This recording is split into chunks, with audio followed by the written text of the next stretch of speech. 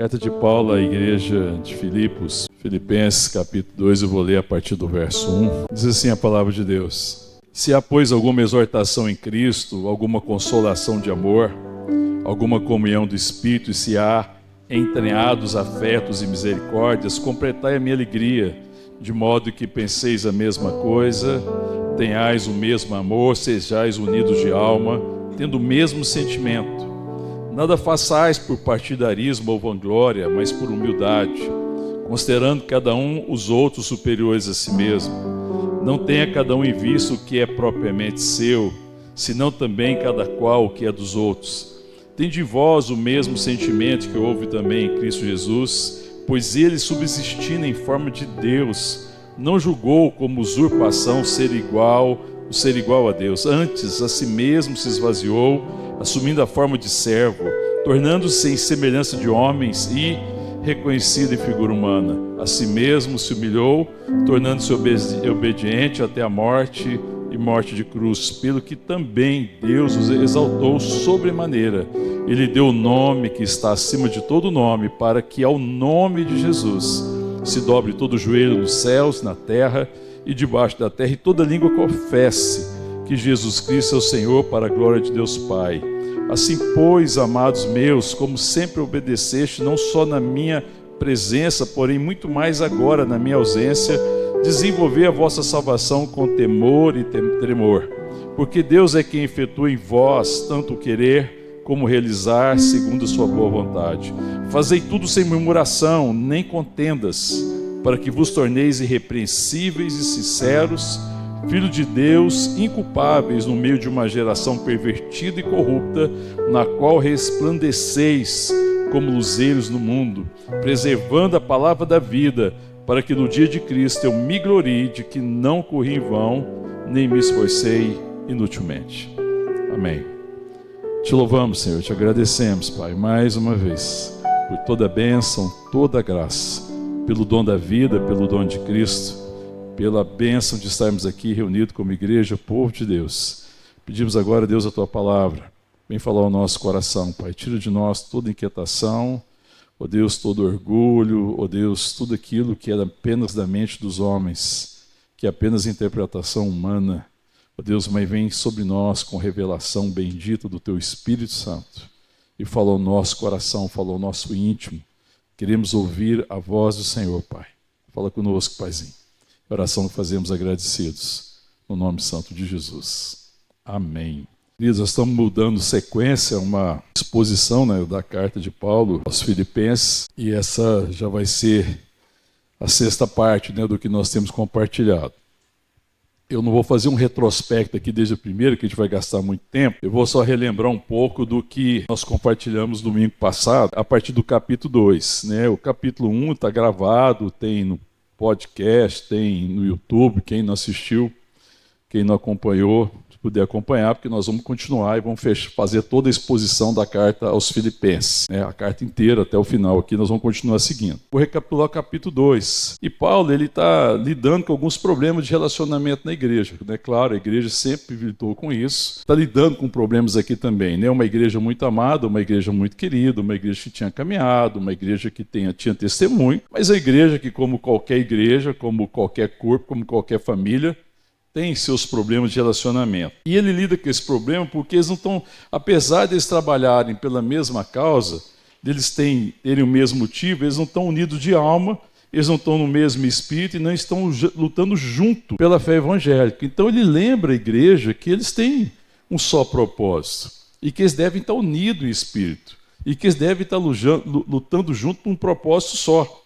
Porque isso acabava gastando muita energia com problemas domésticos e impede a igreja de avançar. Essa sempre foi uma dificuldade da igreja, ao longo da história da igreja, a igreja gastar muita energia com problemas domésticos e pouca energia para avançar, porque já cansa muito já lidando com as questões domésticas. A igreja perdendo às vezes a perspectiva, a relevância que ela tem como igreja de sal da terra, de luz do mundo, da igreja avançar. É claro que os problemas tinham que ser resolvidos. Paulo não está falando, passem por cima dos problemas. Paulo está falando assim, resolvam os problemas. Enfrentem, amadureçam, não permaneçam como crianças ou como como pessoas imaturas que não conseguem resolver suas questões de relacionamento, o que impede avançar. Amém, queridos? Um exemplo paralelo que a gente poderia fazer nisso seria a questão, por exemplo, de uma família. Imagine uma família que pai e mãe não conseguem resolver seu relacionamento e se impede a caminhada da família. Se torna um grande problema quando essa relação não amadurece. Mas quando a relação amadurece, a família prospera no seu propósito, no seu chamado. Paulo está trabalhando com isso. Pois lá no verso 2, ele apela primeiro pela comunhão que eles têm, pela consolação de amor, por eles estarem unidos em Cristo, pelo amor de Cristo, e que ele apela para que ela caminhe assim. E aí depois ele continua falando, no verso 3, olha o que ele diz: nada façam por partidarismo ou vanglória, mas por humildade, considerando cada um os outros superiores a si mesmo. Ele vai ligar com essa questão do partidarismo que havia na igreja, que de vez de as pessoas buscarem resolver o problema, um tomava o partido desse, ou tomava o partido daquele. Isso sempre trouxe dificuldade. Qual que é o partido que eles tinham que tomar? O partido que eles têm que tomar é Cristo. O que Deus deseja que eu faça? Como é que, nessa situação, Cristo vai ser conhecido, vai ser evidenciado? E a igreja sofre isso, irmão. E muita família sofre isso. Nós compartilhamos essa questão do partidarismo. Partidarismo é demonstração de falta de maturidade. E ele fala assim: considere cada um superior, o outro superior a si mesmo, que é outra questão, né? Porque senão uns se achavam melhor do que os outros, isso vai sempre trazer dificuldade no relacionamento. No verso 4 ele fala assim: não tenha cada um em vista o que é propriamente seu, senão também cada qual o que é dos outros. Que ele fala assim: olha, lide com a questão do egoísmo, porque às vezes vocês estão pensando só naquilo, no seu interesse. E numa relação, nós temos que pensar no interesse comum, no interesse coletivo. Pense no interesse do corpo, da igreja, que é o corpo de Cristo, para que eles não tivessem uma atitude egoísta. Né? E muitas vezes a gente vê essa dificuldade. Ele também está orando isso. E aí como é que ele fala, né? Como é que você resolve essas questões? Aí ele fala o verso 5, tende em vós o mesmo sentimento, ou seja, mente, que houve também em Cristo Jesus. Paulo apela para que a igreja tenha a mente de Cristo. E próprio Paulo, quando ele escreve a carta aos Coríntios, ele vai dizer que nós temos o que, irmão? A mente de Cristo. Nós vamos compartilhar um pouco sobre isso. E aí ele fala assim: porque Cristo, pois ele, verso 6, tendo a forma de Deus, ou sendo Deus, não julgou como usurpação, ou não se apegou o ser igual a Deus. Antes a si mesmo se esvaziou, assumindo a forma de servo, tornando-se em semelhança de homens e reconhecido como figura humana. Então ele apela para que a igreja tenha o mesmo sentimento que houve em Cristo, ou seja, a mesma mente, o mesmo entendimento que há no coração de Cristo, porque Cristo, sendo Deus, não teve por usurpação ser igual a Deus, mas antes ele se esvazia, assumindo a forma de servo, para fazer o quê, irmão? A vontade de quem? Deus, Jesus Cristo, ele se esvaziou e assumiu a forma de servo, por quê, irmãos? Para fazer a vontade de quem? Do Pai. Qual que era a vontade do Pai? Que ninguém se perdesse. Deus queria revelar o seu amor. Amém? Então ele se esvazia por causa da vontade do Pai. Então veja que o propósito é sempre nesse sentido mais elevado. E aí ele continua dizendo, né? E verso 8, assim mesmo se humilhou, tornando-se obediente até a morte, morte de cruz. E nós fizemos um paralelo, né? Que do primeiro Adão, quem que é o primeiro Adão? Está lá em Gênesis, né? Primeiro Adão e Eva, querendo ser Deus, o que ele fez? Ele desobedeceu. Mas Jesus é considerado o segundo Adão. E ele, sendo Deus, o que ele fez? Ele obedeceu. A diferença absurda, porque ele sendo Deus, ele obedece. Porque para fazer a vontade do Pai, ele era Deus, ele não deixou de ser Deus. Jesus é homem, Jesus é Deus, 100% homem, 100% Deus. Mas ele não se apega ao ser igual a Deus, antes ele se humilha, assume a forma de servo, obedece à vontade de Deus, sendo Deus. E o diabo sempre vai propor o contrário: desobedece, que você será igual a Deus, faça a sua vontade. E ele vai trabalhar essa questão. Então a mente de Cristo é obediência, a mente de Cristo é humildade. E aí ele vai falar, né, que pelo que também Deus o exaltou sobremaneira, ele deu o nome que está acima de todo nome, para que o nome de Jesus se dobre todo o joelho, nos céus, na terra, debaixo da terra, e toda língua confesse que Jesus Cristo é o Senhor para a glória de Deus Pai. Amém, querido? Então, quando nós compartilhamos, a gente tentou sintetizar um pouco a questão da humildade. O que é humildade? Humildade é perder-se, é gastar-se pelos outros, é não viver para si mesmo. Humildade é ir ao encontro do outro, é a ausência de soberba e arrogância e prepotência. Isso é humildade. Amém, querido? E se esvaziar também é sair de si mesmo sem deixar de ser quem é. Porque Jesus, ele deixa de ser sem deixar de ser. É interessante isso, porque ele não se apega ao ser igual a Deus, ele não deixou de Deus, mas ele queria ser o quê? Servo. Ele está negando essa questão, né, de ser Deus, no sentido de que o propósito dele era se apresentar como servo sofredor. E aqui ele está fazendo uma alusão, Paulo, a Isaías 53, quando fala do sofrimento de Jesus Cristo, que ele veio como servo que sofreu em favor dos pecadores, para nos salvar dos nossos pecados. Então, é se esvaziar em favor do outro sem perder a própria identidade. Então, se esvaziar não remove de mim a identidade, pelo contrário, é a identidade que permite que eu me esvazie, amém, querido? A identidade é que permite que você mesmo, tendo maturidade, mesmo que você tenha capacidades, você se coloque a serviço de pessoas, serviço do outro, em favor do outro. Você não tem uma atitude arrogante, pelo contrário, eu posso ser servo. Ser servo não muda a minha identidade. Jesus se fez servo e não deixou de ser Deus, amém, querido? Entendendo isso, irmão? Glória a Deus. Então isso é importante para nós. Então servir os outros não é uma forma de rebaixamento, pelo contrário, é um se esvaziar para que a vontade de Deus se cumpra na minha vida, amém? E aí a gente às vezes, né, não, eu não vou ser, né? O orgulho fala, não, peraí, eu tenho que ser servido. Quando Jesus fala para os discípulos que estão disputando quem que é o maior, quem que é o menor, ele fala o quê?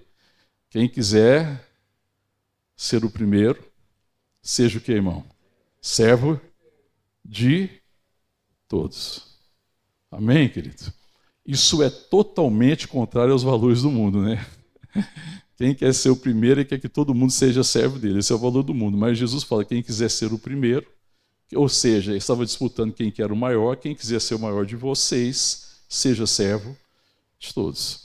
Amém? Porque ser servo nesse sentido é uma evidência de uma identidade muito bem construída em Deus e de entender que pela vontade de Deus eu posso servir. Isso não me diminui.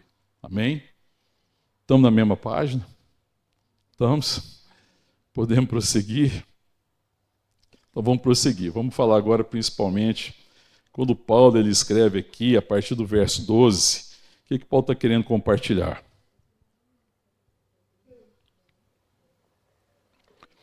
Bem, Paulo fala assim, vamos lá de novo, irmãos, vamos verso a verso.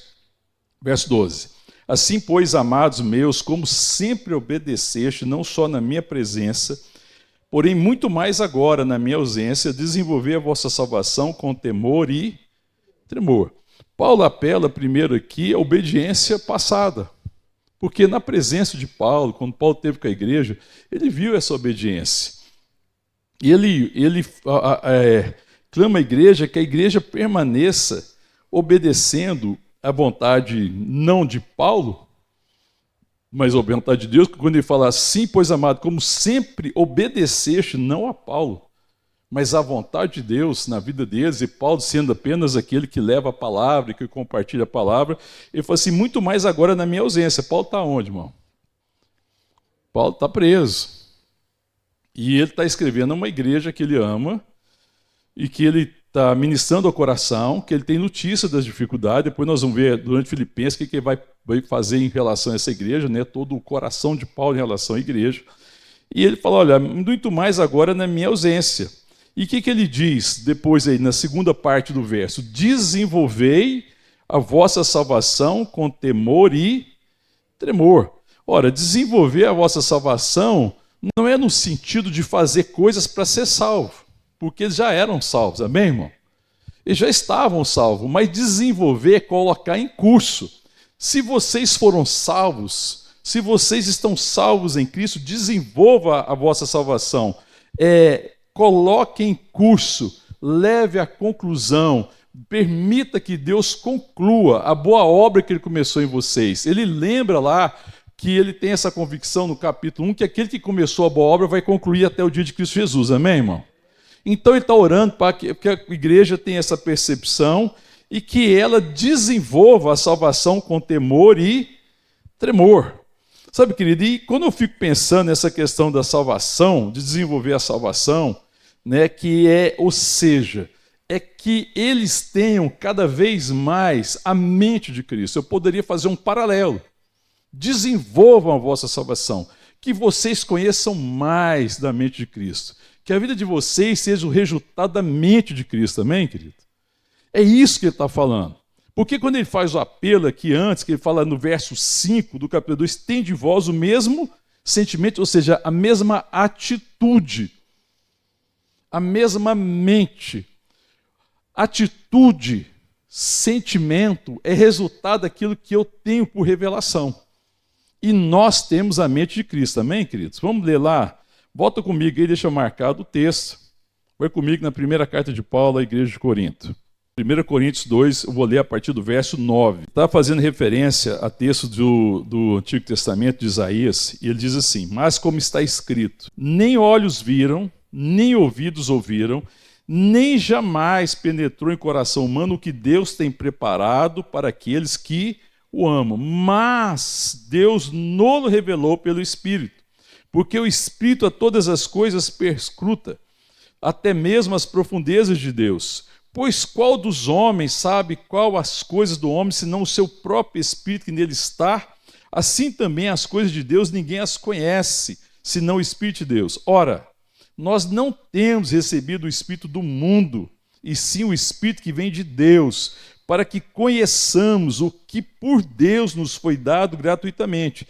Disso também falamos, não em palavras ensinadas pela sabedoria humana, mas ensinadas pelo Espírito, conferindo coisas espirituais com espirituais. Ora, o homem natural não aceita as coisas do Espírito de Deus, porque eles são loucura, e não pode entendê-las, porque elas se discernem espiritualmente. Porém, o homem espiritual julga todas as coisas, mas ele mesmo não é julgado por ninguém, porque quem conheceu a mente do Senhor que o possa instruir?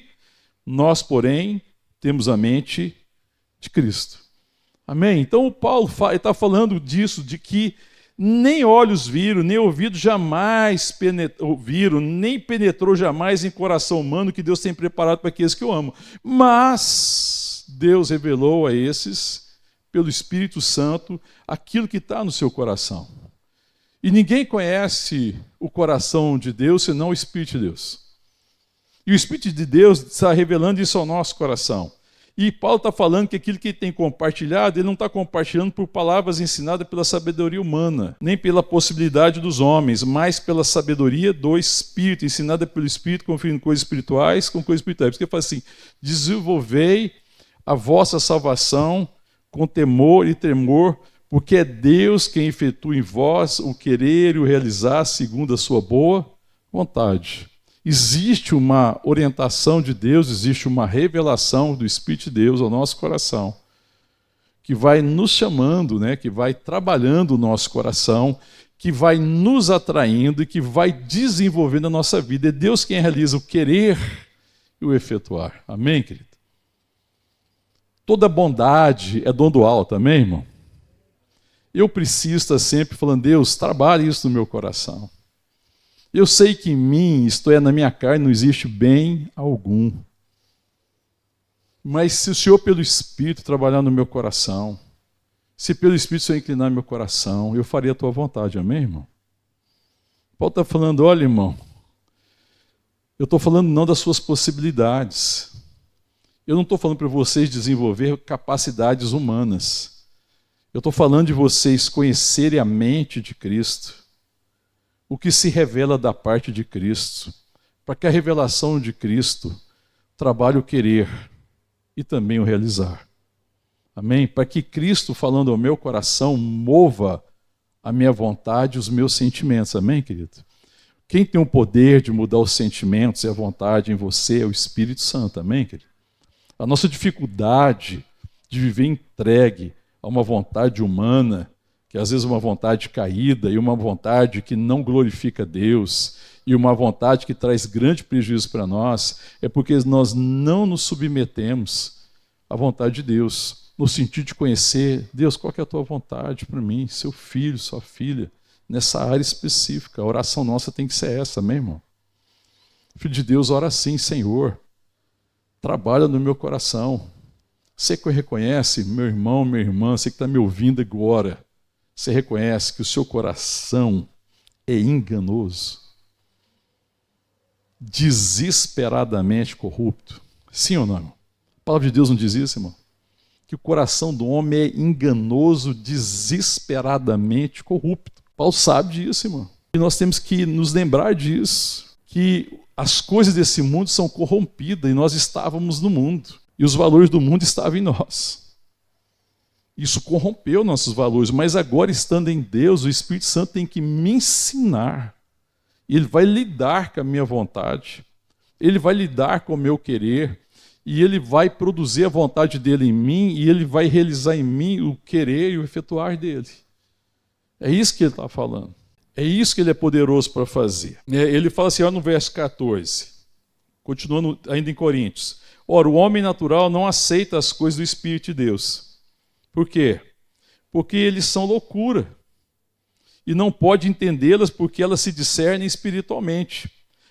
O homem natural não consegue discernir as coisas do reino de Deus. É isso que ele está dizendo. Antes de nós estarmos em Cristo, nós não entendíamos as coisas do reino. Porque só compreende as coisas do reino quem está no reino. Era loucura. O mundo olha para a igreja e taxa muita coisa que é valor importante para nós como loucura. Porque ele não consegue discernir os nossos motivos. Porque o motivo do mundo é corrompido. O motivo do mundo está baseado no egocentrismo, no orgulho, no ego. O mundo está baseado nesses valores caídos. De prevalecer, de querer ser Deus, de fazer a minha vontade, de impor a minha vontade aos outros. Irmão, um dos sinais da queda é impor a minha vontade aos outros. Isso é queda, nós estamos vivendo um mundo assim. Nós vivemos isso na política, nós vemos isso na sociedade, nós vemos isso em todas as áreas, essa necessidade de dominar, de impor vontade, de fazer as pessoas refém do meu querer, de fazer com que as pessoas realizem o que é a minha vontade. Isso é queda, irmão. Isso é o caminho de maldição. Depois, se você for ver lá em Gênesis, você vai ver que isso é queda. Mas o Espírito, que conhece a vontade de Deus, revela no meu coração a sua vontade. O Espírito que conhece a vontade de Deus me chama para ser servo. O Espírito que conhece a vontade de Deus me chama para me esvaziar de mim mesmo. O Espírito que conhece a vontade de Deus fala assim, para que você viva é preciso que você se perca de você, para que você seja encontrado em Deus. Esse Espírito que vai trabalhar no meu coração. É isso que Paulo está dizendo. A nossa grande dificuldade, irmão, é porque a gente quer discernir as coisas espirituais com a nossa mente. E não permitimos que o Espírito Santo trabalhe a nossa mente, para que a nossa mente seja a mente de Cristo. Nós queremos discernir com uma mente humana, com uma capacidade intelectual. Irmão, você acha que um homem que não está em Cristo, um homem natural, ele lê essa palavra e não entende ela? Preste atenção no que eu estou dizendo. Alguém que não está em Cristo, que não nasceu da água e do Espírito, ele lê essa palavra, ele entende ou não entende? Ele entende, mas ele não tem discernimento espiritual. Porque as coisas de Deus se discernem espiritualmente. Ele não olha aqui e fala, não estou entendendo nada, ele entende. Mas isso não traz mudança de mente.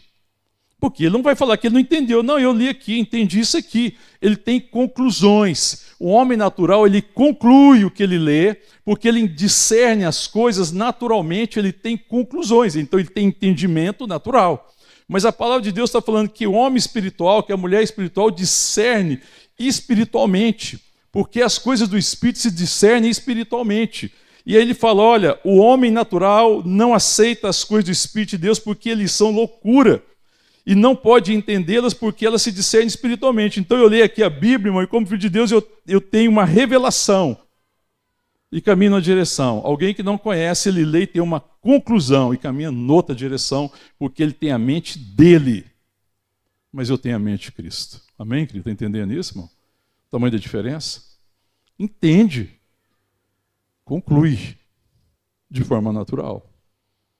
Mas nós somos filhos de Deus, amém? E habita em nós o Espírito Santo, amém, querido? E Paulo está falando que haja em vocês a mente de Jesus Cristo. Ele continua apelando que vocês tenham o mesmo sentimento, que vocês sejam moldados pelo Espírito Santo de Deus. Então ele fala, olha, verso 15, porém o homem natural julga o quê? Todas as coisas. Que julgamento que é esse? Não é no sentido de julgamento de mérito, mas é no sentido de discernir espiritualmente, de perceber na perspectiva do Espírito. O homem espiritual, ele discerne todos os aspectos espirituais de todas as coisas, mas ele mesmo não é julgado por ninguém, porque ele não está debaixo do escrutínio do mundo.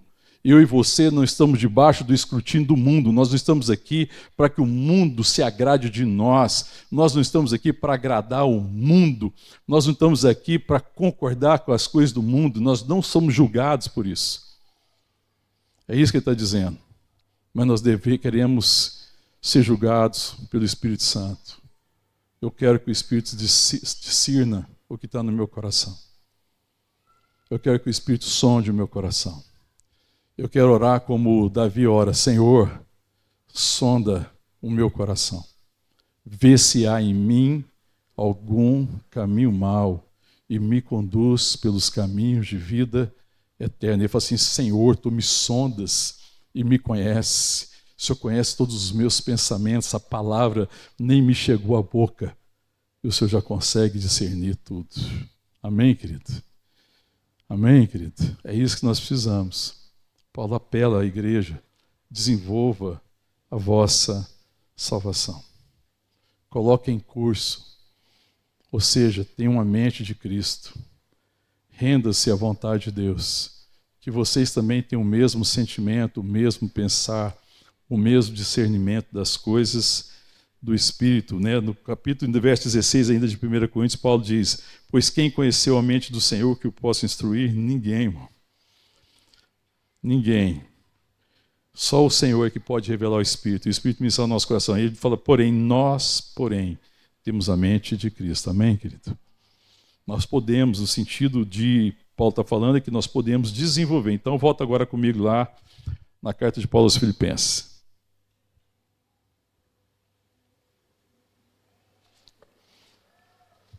Então, ele vai continuando aqui. Ele fala assim, então, desenvolvam a vossa salvação com temor e tremor. E o verso 13, porque Deus é quem efetua em vós tanto o querer ou realizar segundo a sua boa vontade. E quando ele fala com temor e tremor, é porque está falando, olha, nada depende, não confie nas suas capacidades, não confie nos seus recursos, não confie nas suas habilidades. Confie no poder de Deus, de revelar o que vai no seu coração. Confie no poder de Deus de mudar o motivo do seu coração. E confie no poder de Deus e da graça de Deus de fazer com que você faça a vontade dele. Amém, querido? Seja servo. Esvazie-se de si mesmo. E você vai saber de fato quem você é.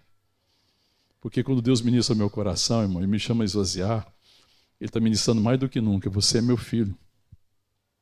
Eu quero revelar o que está no meu coração a você. Eu quero ministrar o seu coração. Porque você é meu filho. Porque eu te amei. Porque eu te chamei na eternidade, eu quero que você conheça o que está no meu coração. Mas também que você conheça o que está no seu coração. E qual que é o caminho que eu tenho para você. Amém, querido? E a gente tem que aprender a ser o quê nisso? Obedientes. Então é uma questão de obediência à vontade que eu conheço de Deus, que se revela da parte de Deus. E aí, quando você vai ver, Paulo ele continua falando, ele fala assim, verso 14, aí para encerrar assunto, para pôr um ponto final no negócio, aí Paulo fala assim, fazer as coisas de que forma? Sem murmuração e nem contendas. Fazer tudo sem murmuração nem contendas. Irmãos, quando ele fala aqui da murmuração, ele fala, na verdade, de vida e testemunho. Olha, que a vida de vocês testemunha a alegria de vocês conhecer a vontade de Deus e fazer com alegria. Jesus faz a vontade do Pai com alegria. Não fique murmurando, porque a murmuração revela o quê, irmão? Eu vou falar uma coisa para você, presta atenção no que eu vou falar. Quando ele fala assim, que olha, Deus conhece, é que Deus que trabalha o querer realizar, vocês têm a mente de Cristo, conheça a vontade de Deus, se renda à direção do Espírito Santo, deixe o Espírito Santo discernir o coração de vocês. Aí para pôr um ponto final, um teste é o seguinte, não murmurem. Você murmura?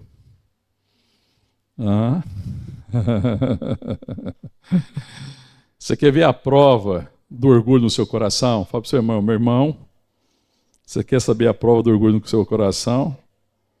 Murmuração. Murmuração é orgulho de você, irmão. É o pior orgulho que tem. Você tem orgulho de você mesmo. Você tem orgulho de você mesmo? Eu me orgulho de mim. Aí quando as coisas não acontecem do meu jeito, eu faço o quê? Murmuro. Porque a murmuração tem como raiz o orgulho de si mesmo. Porque ninguém que já foi tratado no orgulho de si murmura. Porque quando Deus me chama para fazer, ou quando eu enfrento as dificuldades e as adversidades, o chamado de Deus, da vontade de Deus, eu não murmuro, porque eu conheço a vontade de Deus. Eu não estou murmurando porque eu não estou fazendo, eu mereço.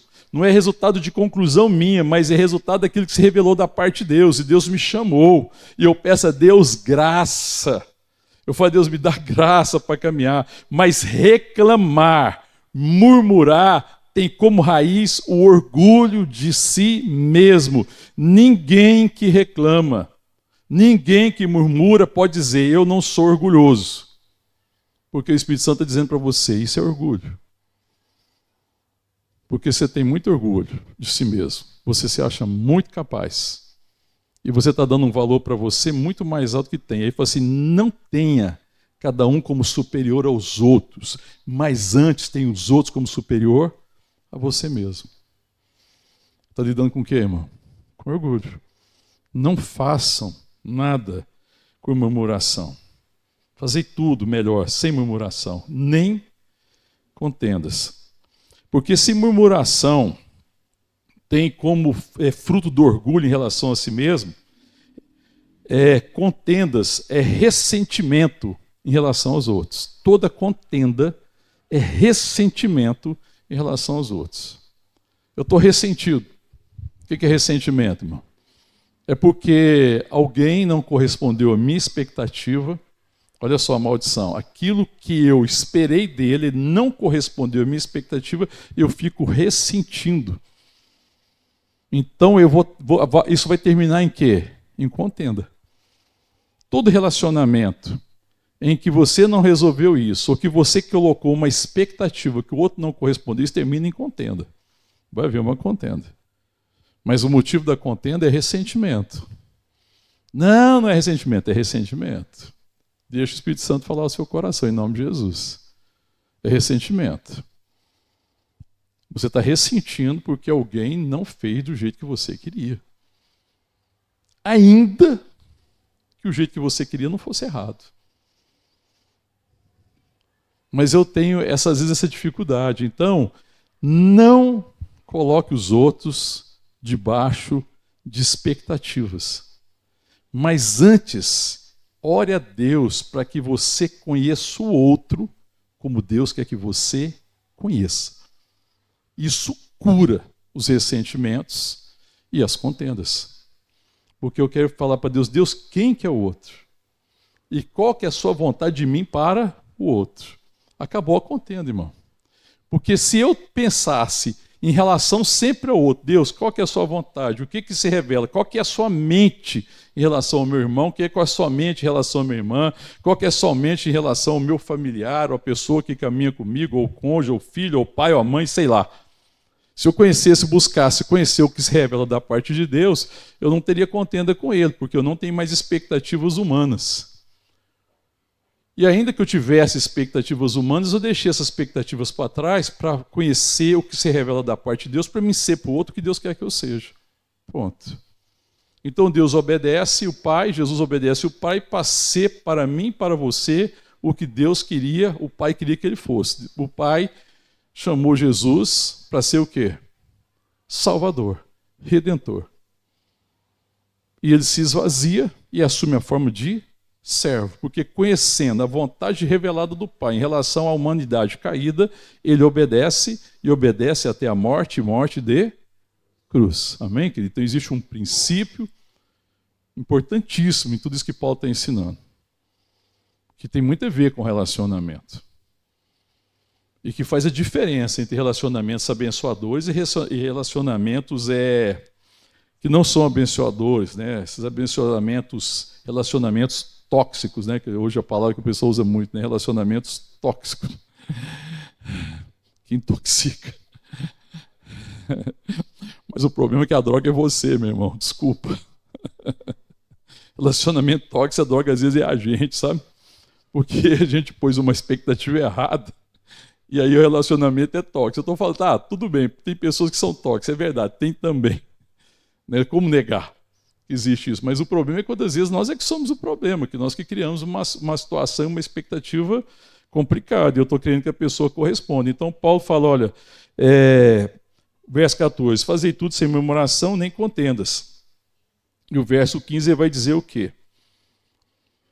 Para que vos torneis irrepreensíveis e sinceros, filhos de Deus, inculpáveis, no meio de uma geração pervertida e corrupta, na qual resplandeceis como luzeiros do mundo. Para que vos torneis irrepreensíveis e sinceros, ou seja, para que vocês estejam purificados do orgulho e da soberba. É isso que ele está dizendo. Deixa Deus trabalhar o coração de vocês para que Ele remova esse orgulho, né, que é o motivo de vocês murmurarem, e retire também essa soberba de definir o que o outro tem que fazer em relação a você, mas que vocês se humilhem, tomem a forma de servo e sirvam aos irmãos, fazendo na vida deles o que Deus quer que você faça, sendo Cristo na vida deles, sendo uma manifestação de bondade, seja uma manifestação de misericórdia, sendo uma manifestação de compaixão, de amor, de paciência. Amém, querido? Porque por isso é o apelo que ele faz inicialmente. Se há alguma exortação em Cristo, alguma consolação de amor, alguma comunhão do Espírito, se há entranhados afetos e misericórdia, completai a minha alegria. Você vê, tudo que esse Paulo está falando está extremamente interrelacionado, né? Para que vocês sejam irrepreensíveis, inculpáveis, sinceros e filhos de Deus inculpáveis no meio de uma geração pervertida e corrupta. Então Deus está trabalhando no meu coração, o seu coração está trabalhando no coração da igreja, para que a igreja livre desse orgulho, livre dessa soberba, livre de murmurações e contendas, seja uma igreja que resplandece no mundo perdido. Assim como o próprio Jesus escreve em Mateus e fala em Mateus, vocês são o sal da terra, vocês são a luz do mundo. Se o sal vier a ser insípido, ele não serve para nada, a não ser para ser pisado pelos homens e ser lançado fora. E a luz de vocês não pode ser como uma luz que é colocada debaixo de uma cama, mas tem que ser colocada no lugar alto, para que ela ilumine toda a casa.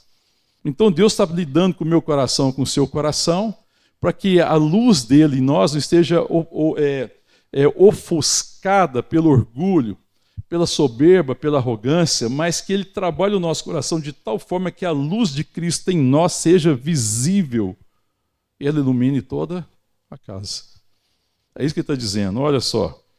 Para que vocês, segunda parte, filhos de Deus inculpáveis, no meio de uma geração pervertida e corrupta, ou seja, de uma geração que está afundada na escuridão do pecado, da corrupção, na qual vocês precisam resplandecer como dizer do mundo. Para que a gente tenha essa percepção, né, de que existe uma geração perdida, mas existe uma esperança, Cristo em nós. E a nossa vida tem que testemunhar que também nós estávamos nessa escuridão, nessa cadeia, perdido nos nossos delitos e pecados, afastado, estranhos à aliança de Deus, mas agora fomos regenerados por Cristo. Agora Deus nos transformou, Deus está lidando com o nosso coração, agora Cristo vive em nós. E que essa luz brilhe ao ponto de iluminar e aquecer os corações. Assim como alguém outrora brilhou, iluminou seu coração, com a graça de Deus. Amém? Para que vocês não percam a vocação e o chamado que vocês têm em Deus. E o verso 16 ainda. Preservando a palavra da vida para que no dia de Cristo eu me glorie de que não corri em vão, nem me esforcei inutilmente. Né? Paulo então está orando também, né, e ministrando ao coração da igreja para que ela preserve a palavra de Deus. O que significa aqui a palavra, que ele fala aqui, a palavra da vida, aliás. Né? Ele não fala a palavra de Deus aqui, ele fala a palavra da vida. É o Evangelho. Preservando o Evangelho. Sabe por quê, irmão? Porque o Evangelho não pode ser pregado num vazio. O Evangelho, ele faz diferença no mundo quando a nossa vida testemunha o Evangelho. Jesus falou, vocês receberão poder quando descer sobre vós o Espírito Santo e vocês vão ser minhas testemunhas, tanto em Jerusalém como em toda a Judeia e Samaria até os confins da terra. Então é pregar o Evangelho, preservar a palavra de vida no meio de uma vida, de um testemunho que glorifica a Deus. Falar do Evangelho, irmão, se a minha vida não é transformada. Falar do Evangelho se eu sou murmurador. Falar do Evangelho se eu sou reclamador. Falar do Evangelho se eu sou dominador sobre os outros, se eu quero pôr todo mundo refém da minha vontade, irmão. Não tem sentido nenhum. O Evangelho tem que ser pregado num ambiente de testemunho, num ambiente de vida. Quando a igreja testemunha a vida de Deus, quando a igreja é uma igreja grata, quando a igreja é uma igreja que adora, uma igreja que não está murmurando, uma igreja que preserva essa unidade dos santos, uma igreja que trabalha junta, né, no mesmo propósito, que está cumprindo esse chamado, que está caminhando nessa direção, onde existe essa cura e essa ação do Espírito Santo. Esse evangelho vai ser ouvido, porque ele está sendo ministrado diante de pessoas que estão vendo Cristo em nós. Existe o brilho da vida de Cristo. Então, na minha boca e na sua boca, meu irmão, não pode ser apenas a palavra de Deus na minha boca e na sua boca. A palavra de Deus tem que estar no nosso coração. E aí ela deve ser ministrada, deve ser compartilhada. Mas compartilhar uma palavra que não está no coração é uma coisa que é contrário ao Evangelho. E aí Jesus está insistindo, Paulo está insistindo nisso.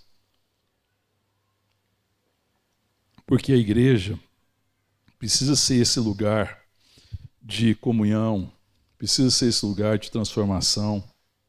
A igreja precisa ser esse lugar onde a comunhão dos santos oferece para mim a oportunidade de crescimento, onde existe testemunho, onde existe exortação, sim, quando eu preciso ser exortado, mas que existe também amor, que existe zelo, e nesse ambiente de amor e de zelo nós crescemos, somos transformados, a nossa vida vai sendo mudada.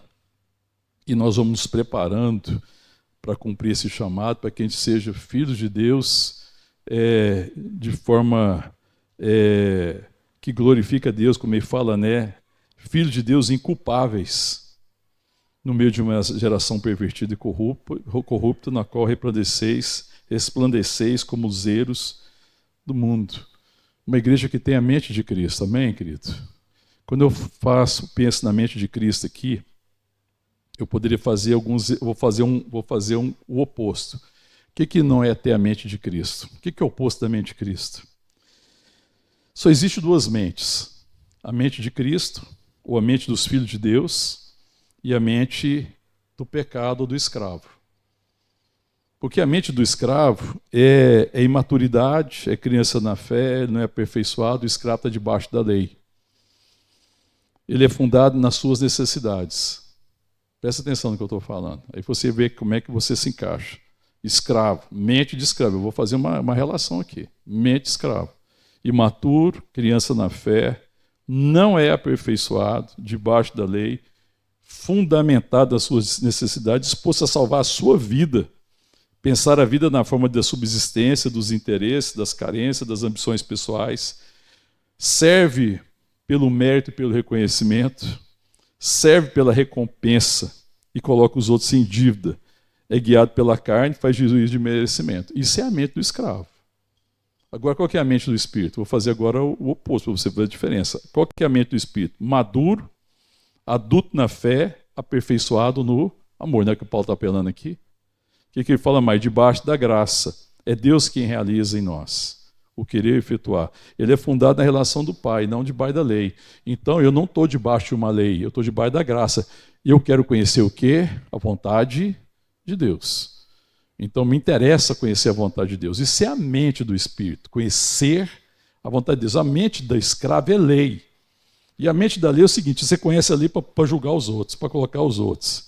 É aquele marido que pega o seguinte, em vez de ser transformado, que tem que ser transformado, ele usa a lei para acusar a esposa dele. Nenhum marido aqui faz isso, né? Graças a Deus, aqui na Igreja de Vida não tem isso, né, irmão? Ou aquela esposa que usa a lei para acusar seu marido. Vamos fazer agora o outro lado. O irmão que usa a lei para acusar outro irmão. Debaixo da lei. Mas quem está debaixo da graça tem uma atitude diferente. Ele é fundado na relação do Pai. Ele está disposto a perder a vida.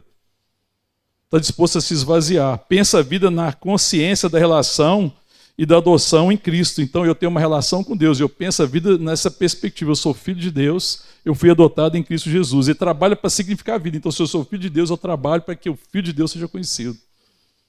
Eu trabalho para que as pessoas me conheçam como filho de Deus, pela revelação e pelo privilégio de ser filho de Deus. Essa é a mente do Espírito. Trabalha pelo fruto e não pelo salário. Porque quem trabalha pelo salário tem a mente de escravo. O escravo trabalha pelo salário. Mas quem trabalha pelo fruto, eu trabalho para que Cristo seja conhecido através da minha vida. O que é o fruto do Espírito, irmão? Alegria, paz, amor, benignidade, mansidão, fidelidade, domínio próprio. Contra essas coisas não há lei. Então, o filho e a filha de Deus trabalha pelo fruto. A gente às vezes fala assim, Deus usa a igreja. Eu já falei isso aqui várias vezes, eu não estou condenando quem fala isso não, viu, irmão? Mas deixa eu falar uma coisa para você, Deus não usa a igreja, irmão. Aí fala assim, Deus me usa. Irmão, Deus não te usa. Esse é um entendimento equivocado. Eu sei que tem gente que fala isso sem entender. Deus não usa ninguém, Deus trabalha em mim e através de mim. Quando eu tenho essa consciência, eu não sou um utensílio que Deus usou e que depois pode ser colocado do lado. Não, toda vez que Deus está trabalhando na vida de uma pessoa, Ele está trabalhando primeiro em mim. Então eu falo assim, Deus realiza através de nós. Deus trabalha em nós e através de nós. Sim, é isso que Deus faz. Quando eu falo assim, Deus me usa, parece até que eu estou pronto, irmão. Mas o Filho, a mente do Espírito, eu sei que eu não estou.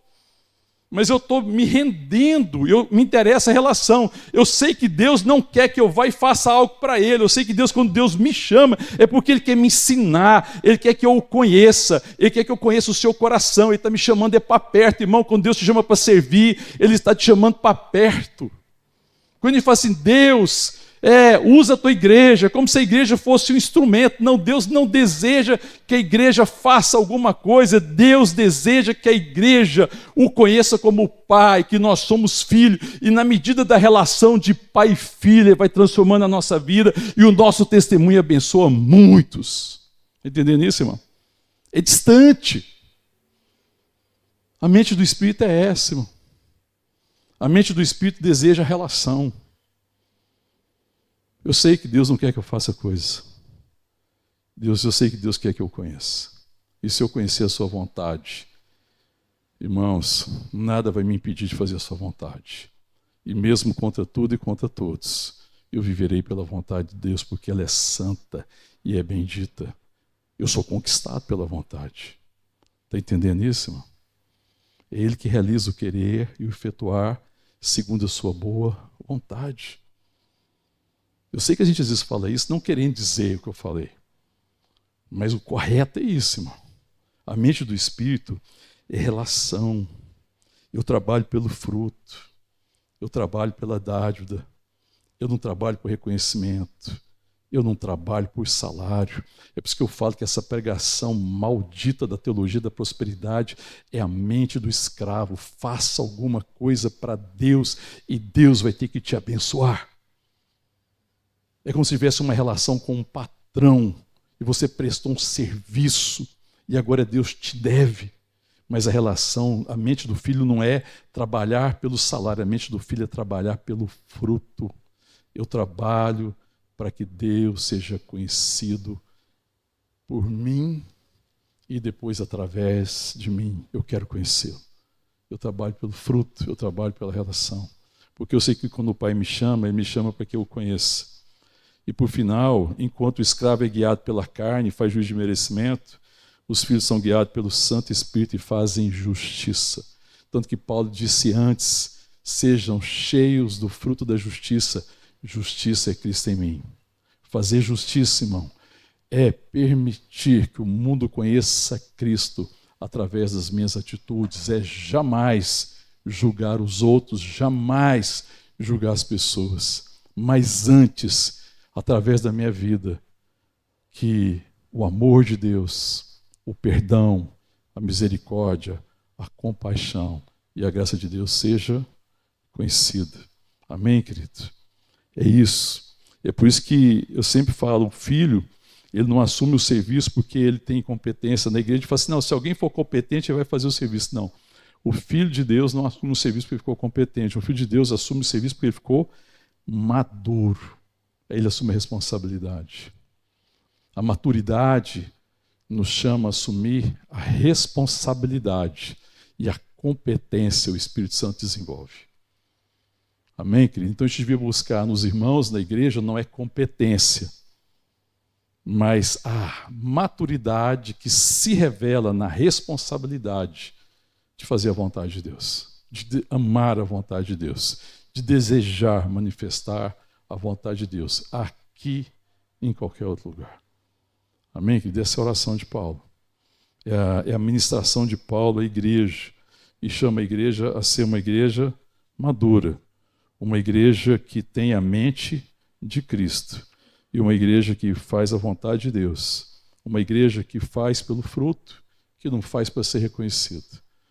Amém? Uma igreja que deseja, que crescer nessa relação e que privilegia a relação. Uma igreja que não está debaixo da lei, mas uma igreja que está debaixo da graça.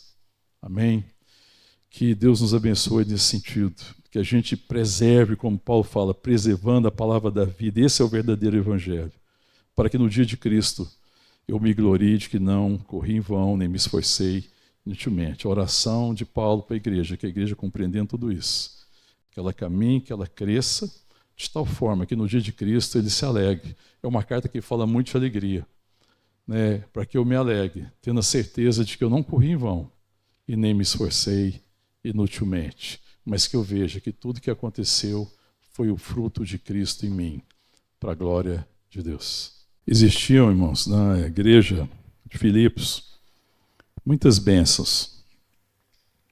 Existia uma caminhada, existia testemunho, mas é claro que Paulo sabia que a igreja ainda não tinha alcançado a maturidade que Deus tinha para aquela igreja. E Paulo, como um pai espiritual, amando aquela igreja, ele enaltece tudo que ele viu de bênção e de graça, mas ele exorta a igreja para que a igreja seja madura, para que haja neles o mesmo sentimento que houve em Cristo, que eles tenham a mente de Cristo, a atitude de Cristo, que eles se esvaziem de todo orgulho, que eles assumam a forma de servo, que eles se rendam à vontade de Deus, que eles não murmurem, que não façam nada com murmuração, que não haja contenda no meio deles, mas para que eles sejam filhos de Deus inculpáveis, filhos de Deus que não são corrompidos, mas que vivem numa geração corrompida, filhos de Deus que não são pervertidos pelo mundo, mas que vivem num mundo pervertido, e sabe que o mundo está imerso numa profunda escuridão, e que sabe que a esperança do mundo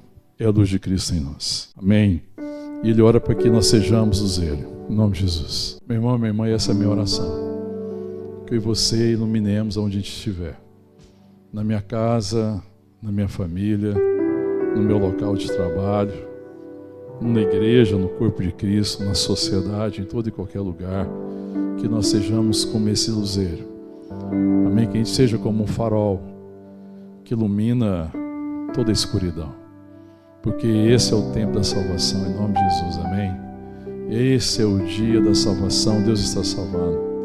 E eu sempre falo, irmão, que aquilo que enche o meu coração da certeza de salvação da minha sociedade, da minha casa, da minha família, das pessoas com quem eu convivo, é porque Deus me plantou naquele lugar. O meu campo missionário são as minhas relações. Eu não estou em nenhuma relação por acaso. Eu não acredito que eu estou numa família por acaso. Eu não acredito que eu estou aqui em Goiânia por acaso. Eu não acredito que eu tenho uma profissão que é fruto do acaso. Eu não acredito que eu estou numa igreja que é fruto do acaso. Não, Deus me plantou nesse lugar. Deus me plantou nessa sociedade. Deus nos plantou nessa cidade. Deus colocou você, a mim, cada um na sua família, para que a gente seja luzeiro, em nome de Jesus, amém? Se Ele nos alcançou, eu preciso crer que apesar de mim, eu preciso crer que apesar do meu coração, dos meus erros, das minhas fraquezas, Deus está vencendo em mim.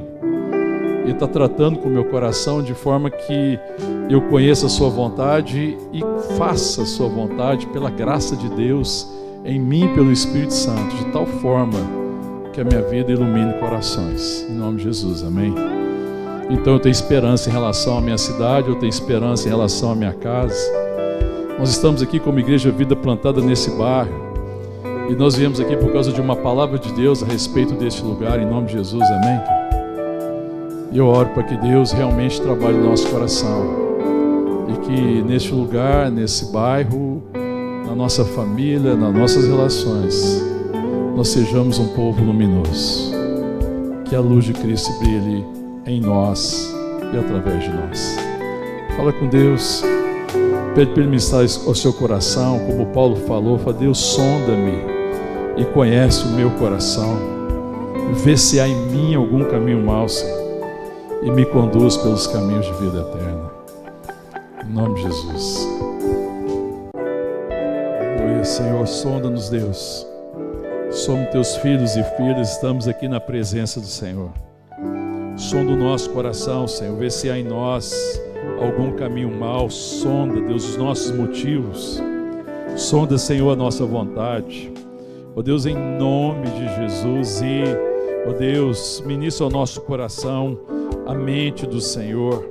Queremos conhecer aquilo que vai no teu coração, queremos conhecer a tua vontade.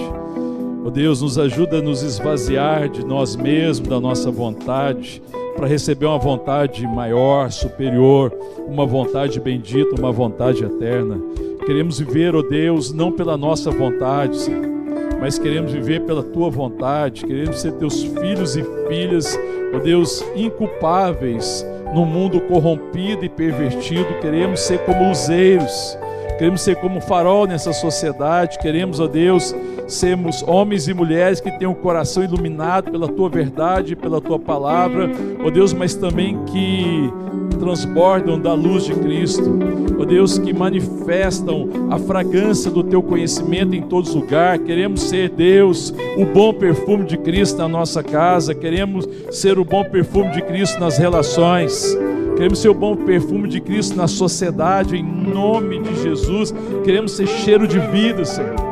Em nome de Jesus, Pai, ministra ao nosso coração, trata com o nosso coração, até que, ó Deus, nós sejamos de fato cheiro de vida, sejamos esse perfume da graça, do amor de Deus, que exala essa fragrância, esse conhecimento do Senhor. Em nome de Jesus, Pai, em nome de Jesus, nos leva à maturidade, Senhor, de homens e mulheres que se esvaziam das suas vontades, dos seus planos, dos seus sonhos, para viver a vontade do Senhor, para viver para a tua glória, para viver de tal forma que o Senhor seja conhecido nas nossas atitudes, nas nossas ações, nos nossos motivos, ó Pai, em nome de Jesus. Ministra ao nosso coração, Pai, e nos conduz, nos leva a ser uma igreja madura, ó Deus, uma igreja comprometida com o Evangelho, uma igreja que preserva a palavra da vida, em nome de Jesus. Uma igreja que permanece fiel à revelação que o Espírito está trazendo ao nosso coração. Uma igreja que vive essa palavra, para a glória do Senhor e para a alegria nossa, Pai. Que a alegria do Senhor, Pai, esteja em nós. Ó Deus, que a alegria do Senhor seja de fato a nossa força, fortaleça a nossa caminhada. Em nome de Jesus que nós oramos, Senhor, e te agradecemos, Pai. Amém. Amém.